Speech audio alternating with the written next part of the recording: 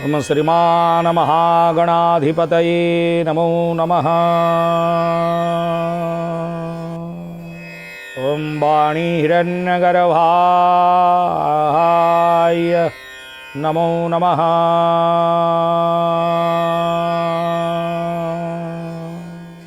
ओम नीलाचलनिवासाय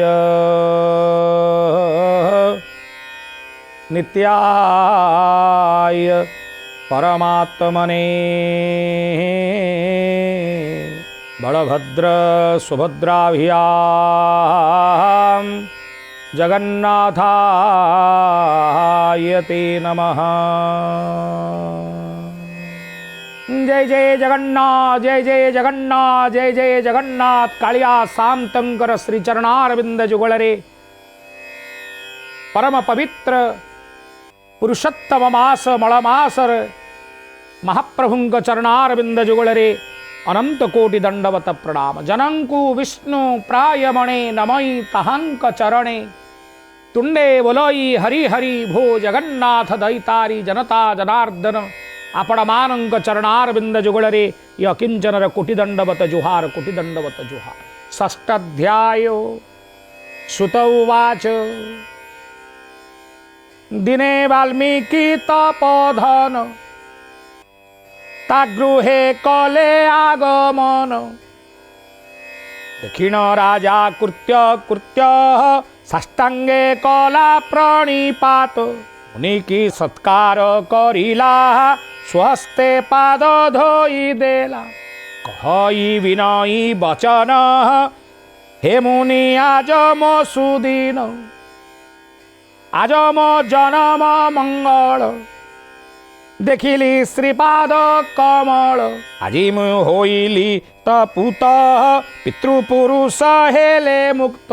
नैमिषारण्य सौनकादि ऋषिमुनिगण मानंकु चतुर्पार्श्वरे विराजमान कराई सकल शास्त्रर विशारद सुत कहउचंती जे राजा दिने वाल्मीकि महामुनि आसी विराजमान कले।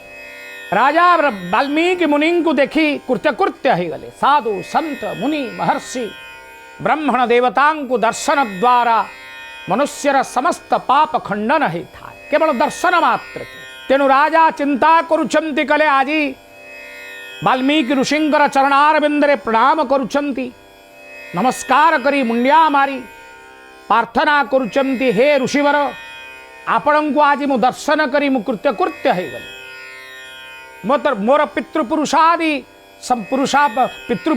समस्त लोक आज कृतार्थ हो गले, मुक्त प्राप्त है। तेणु आज आपणकर दर्शन रही मोर समस्त अहो सौभाग्यमणि मु आपणक चरणारविंदरे कोटि द्वार करुची। तांकर चरणारविंदरे जल द्वारा पाद धौत कराई तांको आसन देई पाद्य पादासन देई आसन विराजमान करने को निवेदन करुछन्ति। वाल्मीकि ऋषि राजांकर एतादृश नम्रतापूर्ण व्यवहार आचरण रे संतुष्ट होई तांक प्रति मध्य आशीर्वाद दौछन्ति। वाल्मीकि उवाच धन्य हे तुमे नरनाथ तुमे तुम समान राम भक्त। परोपकार परायण संसारे छन्ति अल्पजन। सुनीन तुम्भर सुगुण मम न हेउछि प्रसन्न। प्रकाश कर नर राय तुम्भको नाही मोदेय। वाल्मीकि कहउचन्ति हे राजन तुमको देखिकरी मु मध्य आज धन्य है। आपणंक परी परोपकाराय धर्माय पापाय परपीडन। परर उपकार करिवार व्यक्ति आजिकाली देखिवार पाइवार मध्य बड़ कष्टकर। तेणु आपणंक परी जड़े दयावान व्यक्ति जड़े दयाल हृदयर व्यक्ति रयामा प्रयामानंकु जे पुत्रवत् स्नेह करुथिवार राजा से राजा ही ये संसार सर्वश्रेष्ठ राजा। तेणु आपणक हृदय भितर कौन वासना कामना विचार रही आपण मते पचार।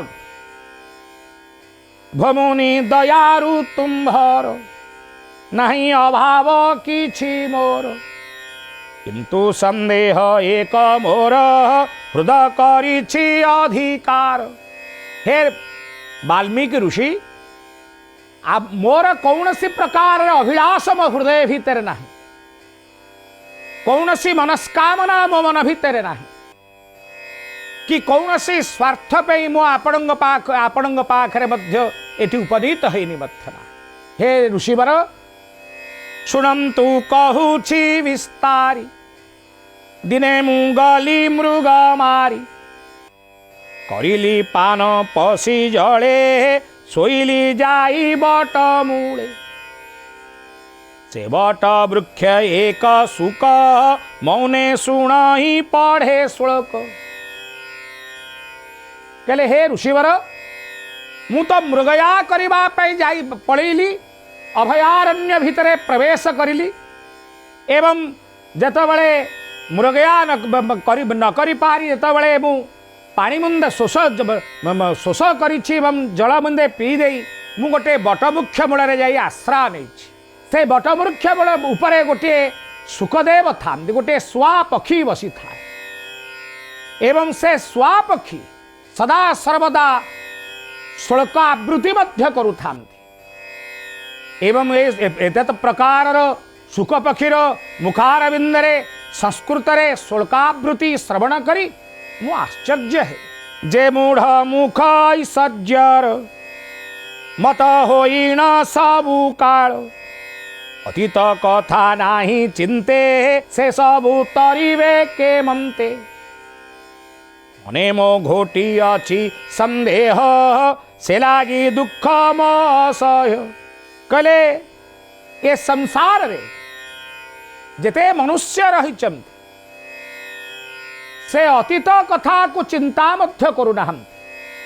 प्रत्येक मनुष्य निजर अतीत को जे भूली जाए से वास्तवता को ग्रहण करि पारेनता, वास्तव प्रेम को से प्राप्त होई न था। तेनु से समस्त प्रकार कथा को मु श्रवण करी मो मन भितरे मु कौन करिबे तेलनुना संसार करुथिबार जो आमे मन मनुष्य ए मनुष्य मानंकर कथा मोर हृदय भितरे चिंतार घारुछि। आमे कौन ए संसार साधारण मनुष्य बा कौन करि पारे विषय ए विषय रे जेतबळे ए कथा सुत कहउचंती सौनकादि ऋषिमुनि गण। सुत उवाच राजार वाक्य सुनि कर्णे बसिले मुनि प्रणायने। वाल्मीकि उवाच तुम्भर पूर्व जन्म कथा शुणिण मनुनाश चिंता जे पुण्य बळे नारायण एते ऐश्वर्य कले दान। से कथा कहू अछि मुहि शुण हे मन कर्ण दे। सुत कहउचंती सौनकादि ऋषिमुनिगण मानंकु हे ऋषिमुनिगण माने एमंत प्रकार प्रश्न जतबळे राजा पचारिछंती वाल्मीकि को। वाल्मीकि सुप्रसन्न चित्तरे उदार हृदय रे राजा को कहउचंती कले हे राजन तुम्हारा पूर्वजन्मर कथा तमे तो जानी ना हो तेणु पूर्वजन्मर कथा तुम्हें कहूँ क्या तुम्हें पूर्वजन्म कौन करिथिलो जे ए जन्म रे तुम्हें सब ऐश्वर्य भक्ति भाव धन रत्न समस्त प्रकार प्राप्त होइछ। आपण मन रखंतु ए समस्त सृष्टि मान मध्य सर्वश्रेष्ठ सृष्टि होउचंती ए मनुष्य शरीर। यहाँ ठारू बड़ पुण्यवत कथा आउ किछि नाही। आमे पूर्वरे अतीतरे अनेक भल कर्म करिथिबारु आमे मनुष्य जन्म प्राप्त होइछ। आमे चर्म चक्षुरे ईश्वरंकर दर्शन लाभ करुछि। आमे शास्त्रादि अध्ययन करि पारुछि। समस्त प्रकार भोग विलास आनंद दुख सुख भितरे आमर जीवन अतिवाहित होइछि। द्राविडे देश रे मध्य रे ताम्रपर्णिका नदी तीरे सुदेव बोली नाम बही शुभ आचारे थिले रही। अति धार्मिक विष्णु भक्त वेद पठने सदारत। ता प्रकारे पत्नी थिला गौतमी नामे से महिला कहले हे राजन, द्राविड़ देश रे ताम्रपर्णिका नदी तटरे सुदेव नामक जने ब्राह्मण रहुथि। से अति अति अति अति धार्मिक व्यक्ति थी।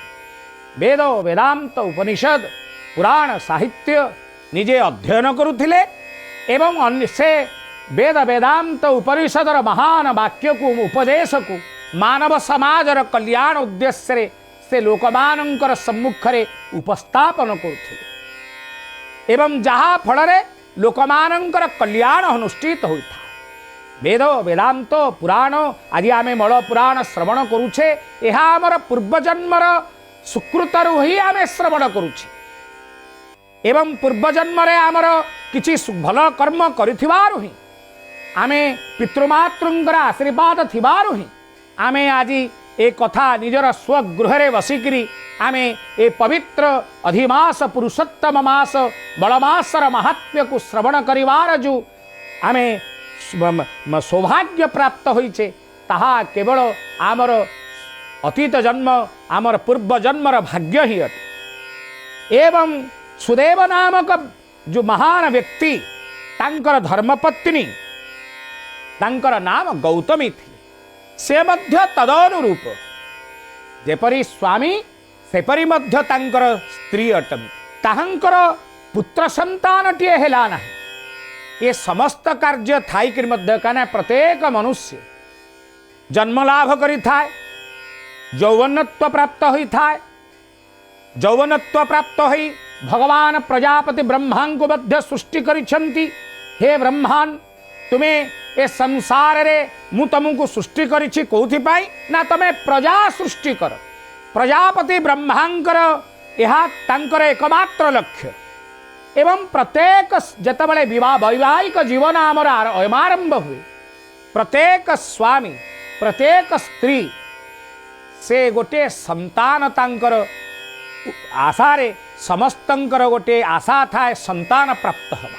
पुत्र संतान हो कन्या संतान हो जहा कि मार कोड़ को से मंडन करि थाए, मार समस्त दुख से मोचन करि थाए, मातृकोड़ को परिपूर्ण करि थाए। तेणु पिता एवं माता से संतान टे प्राप्त हेबा पाई आपण देखंतु पुराण साहित्य जहा को देखिए जुग जुगांत धरी समस्ते निजर गोटे संतान प्राप्ति पाई से सबुबले भगवान निकट में प्रार्थना करिथान एवं संतान प्राप्ति हबारे सहज मध्य नुहे। ईश्वरंकर कृपा पूर्वजन्मर आमर किछि भल कर्म एवं वर्तमान भल कर्म को नहीं पितृमातृंकर आशीर्वाद रुही मनुष्य कुल रक्षा होता है एवं ईश्वर आमको गोटे संतान प्रदान करिथान। तेणु विप्रंकर मन भारी दुख था एवं माँ गौतमी तांकर धर्मपत्नींकर मन मध्य भारी दुख था।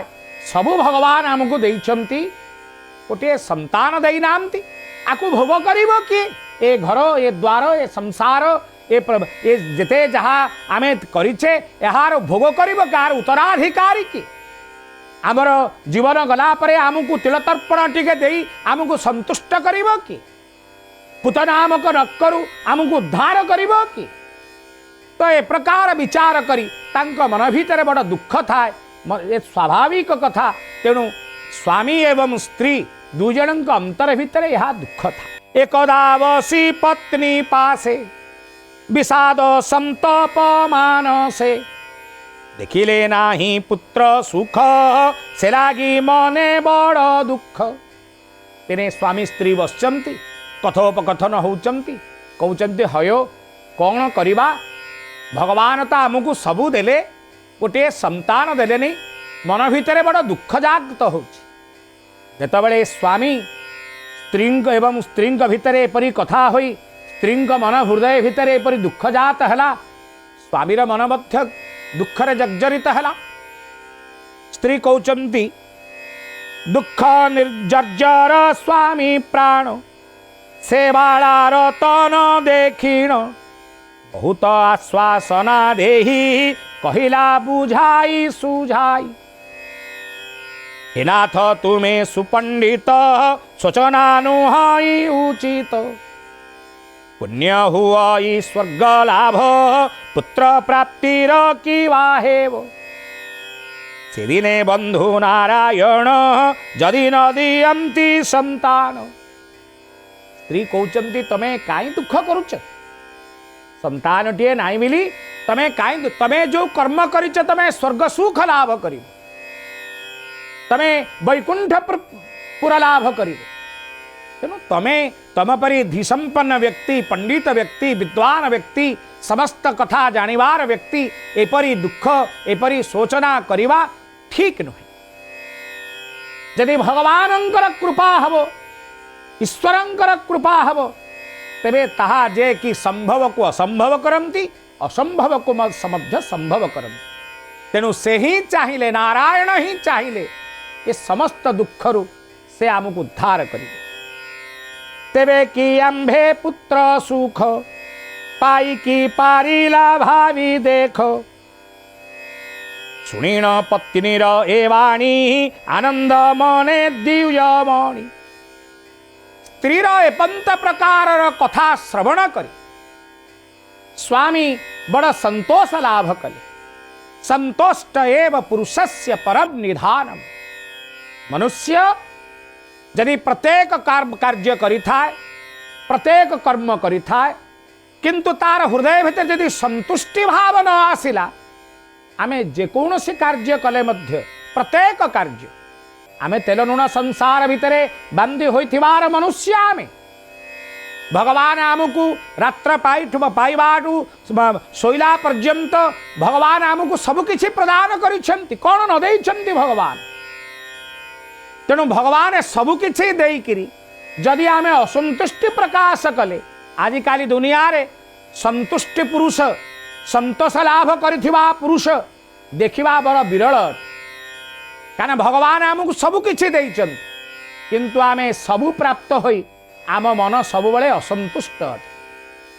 तेणु जे असंतुष्टा दिव्या नष्टा भगवान सबु देई जदि आमे असंतुष्ट हेले तेबे आमर सबकिछि ही दुख रे जहा भल जिनिस मध्य मंद हो जाए।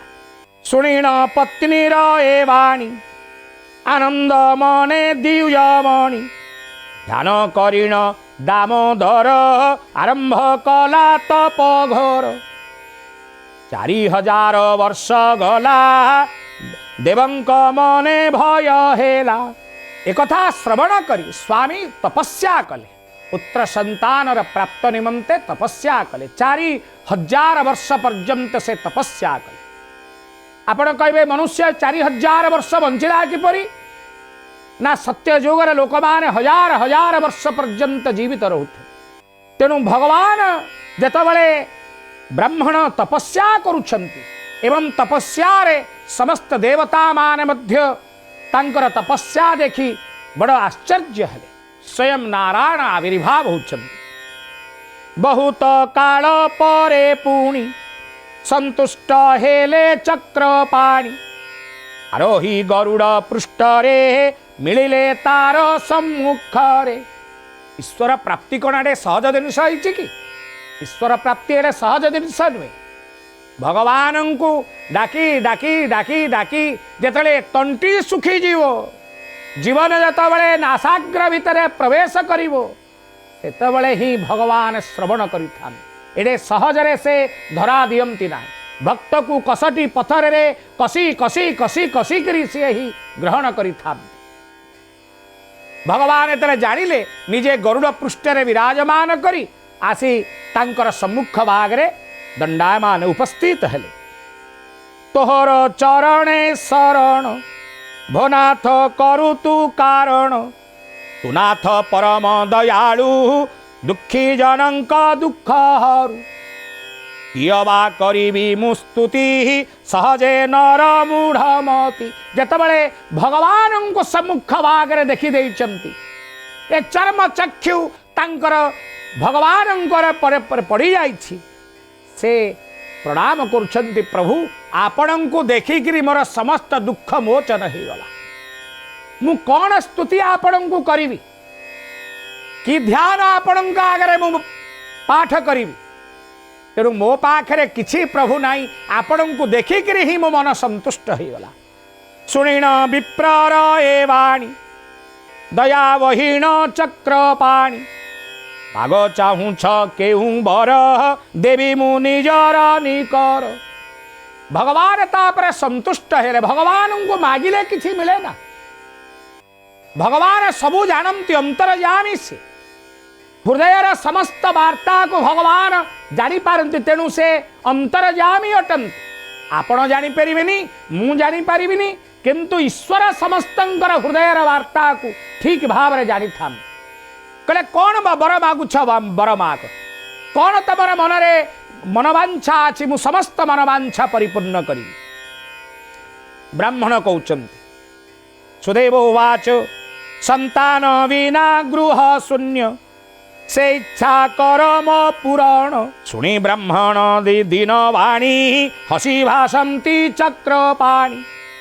विष्णुवाच तो भाग्ये पुत्र सुख नाही अन्य प्रार्थना कर तू ही हेमंते कहूछंती लक्ष्मी सह ब्राह्मण मने महाक्लेश हेला दुर्बलता शरीर पड़िला भूमिर ऊपर पुत्र संतान टे पाई तो भगवान निकट में प्रार्थना करुला जेतबेले भगवान कहिले अरे बापा तोर भाग्य रे पुत्र संतान प्राप्ति हवार जोग नाही तेणु तू आउ कौन बर मागुछु मते मागे जेतबेले एकथा भगवान मुखारबिंदु ब्राह्मण श्रवण कला से सैठार निस्तेज हो गला स्त्री कहते कह नाथ उठ उठ भाग्ये ते देखा अछि कष्ट सम्मुखे श्रीहरि साक्षात करिजा न देला प्रापत यज्ञ तपस्या दान धर्म विष्णु पूजन आदि कर्म यार फल थिला परी मन तेनु हई मोहरी ब्राह्मणी शोक वेगवाणी शुणीण पक्षी शिरोमणि मनरे वेदना पाइला स्वप्रभु मुख को चाहिला गरुड़ उवाच निरीह विप्रभिलाष दाने रोइब किवा दोष न देई संसारे अकृति रहिब तव लक्ष्मीपति विष्णु पूजन सेवा ध्यान किंपा करिब केउ जन एहांक नयनर जल सार्थक कर आदि मूल भगवानंकर एमंत कथा शुणी भगवानंकर बाहन गरुड़ कहला अरे अरे अरे प्रभु आपण एपरी कौन कर कही देउचंती जदि आपण एपरी कथा कहिबे लोक आपण विश्वास रखिबा आ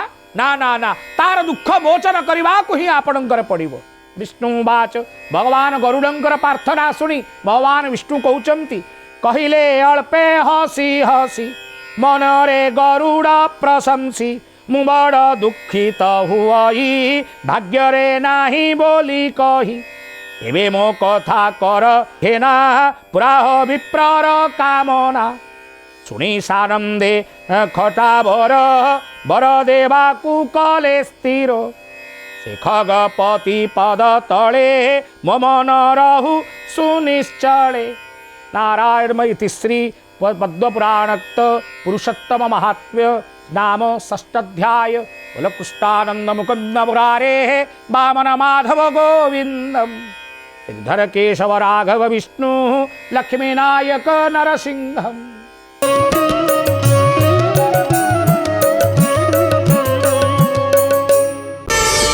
प्रार्थना आम आनंदर उत्स।